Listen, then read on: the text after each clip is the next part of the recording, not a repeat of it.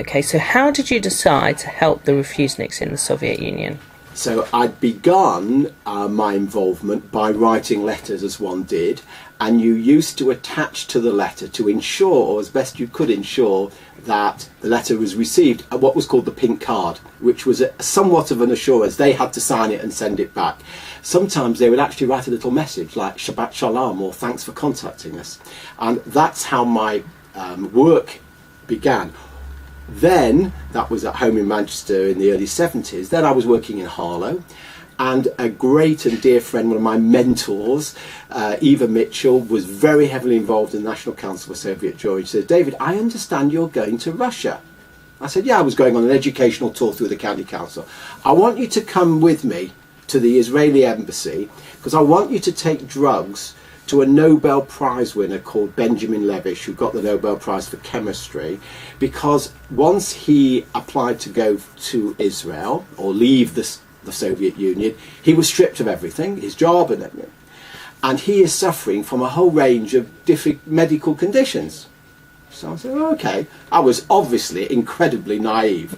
I was taken by this lady to the Israeli embassy and sort of ushered into the back room where there was a desk that dealt with those very early days, people going from this country to the Soviet Union, but obviously Israel had an interest. And I was briefed, and I was then given a whole mass of drugs which were explained to me. So you've got a liver condition, David, okay? You've got something wrong with your kidneys. Yeah, okay, Dave, these are these medications. And my suitcase was not quite packed with them, because obviously I had to have various things as well. And we also in those days took currency such as jeans. And you would give these to the Refuseniks, who would then trade them on various markets for rubles to enable them to sustain themselves through this, obviously, what was a difficult time. So I went, and my cover was this educational tour, and I would just leave occasionally on this educational tour. I'm glad that the people on tour didn't ask me where I was going, but I would just go and then deliver these drugs to Benjamin Levish, and I can still see him sitting there with his wonderful wife, one of these real balabuster women caring for him. And I said, "Well, here is your medication." Now, I would never have met a Nobel Prize winner, certainly not in the Soviet Union, and not certainly in this sort of intimate situation. So that was the first time I went. It must have been about 1974.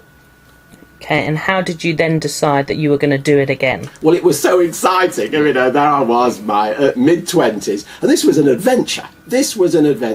So I started to go again. I then moved from Harlow, Essex County Council, to become the youth director of the Reformed Synagogues.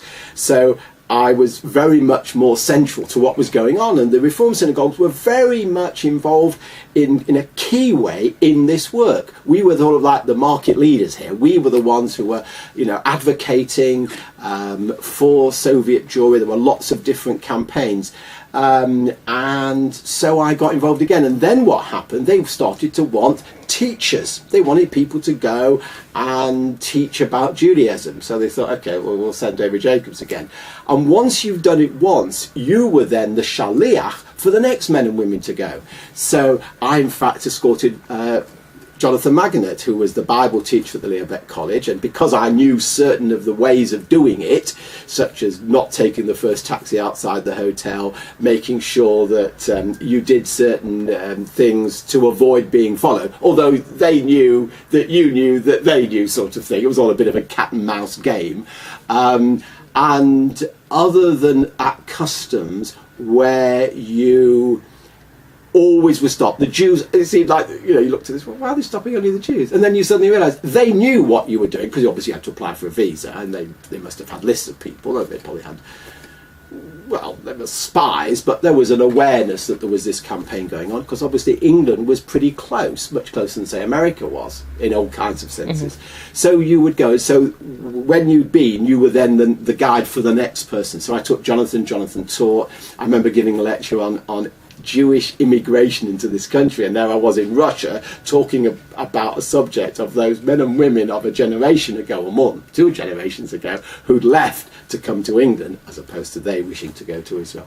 But it was amazing. I mean, it was very, very exciting, because you got these briefings and you would be given, we used to take prayer books and things like that, and they would say to you, what is this prayer book? And you would explain all this. And occasionally they would take the prayer book away, because certainly religious materials and prayer books weren't allowed into the Soviet Union in those days. It was a bit scary, I suppose. A bit. I don't remember being terribly scared, because you knew what the game was. You knew the sort of rules to which to play. Okay, so if you were part of the game, then it was... Did you ever feel in danger, or not really? No, because you knew what the limits were. You were briefed as to how far you could go. So there were people outside the flats, these great big blocks of flats, and you tended to go in December, January and February, partly because it was very cheap. Well, in fact, not partly, it was solely because it was very cheap in those days. You go on a Thompson's weekend. Now, I think the experience that I'm reminded of that is, when you got on the coach, when you'd gotten through customs, you were always the last one. The Jews were always the last people. When I say the Jews, there was only sometimes 2 or 3 of us. But the delay could sometimes be 45 minutes. And the non-Jewish people on the coach were obviously quite aggravated. And I remember the coach, you had to step up to your seat, and you could feel their angst pouring down upon you. Why are you keeping us? Now, they wouldn't have known necessarily that we were Jews. I don't think I wore a kippah in those days. They just knew they were being delayed from their weekend away in Moscow or Leningrad. So that was possibly a little sense of irritation, possibly. But no, I don't think I felt fearful. No. Okay. Why do you think it was such an important campaign? Obviously, the British community was really behind it and at the forefront of it in many ways. Why do you think they sort of took it upon themselves to embrace that campaign so much? Was it, Well, in what appealed? In 1971, the phrase was "Let my people go." And I think the leadership, both the Rabbanim in the Reform movement and the voluntary leadership, sort of embraced this wholeheartedly. This was sort of, although we didn't use the word in those, this was tikkun olam. You were really doing something to change and improve the world, albeit a world which you didn't exist in. You had many, many freedoms, and you were aware of those freedoms because you were comparing their lives in this unbelievably cold and hostile environment with the life that you had in the West. There was this East-West sort of stuff. And I think that phrase, "let my people go," particularly around Pesach, I mean, many of us at our Seder tables had a space, a chair, an empty chair for Refusenik. We put pictures up, we talk about them, we talk about our experiences. So I think that with our religious teachings that we had, and it was talked about a lot.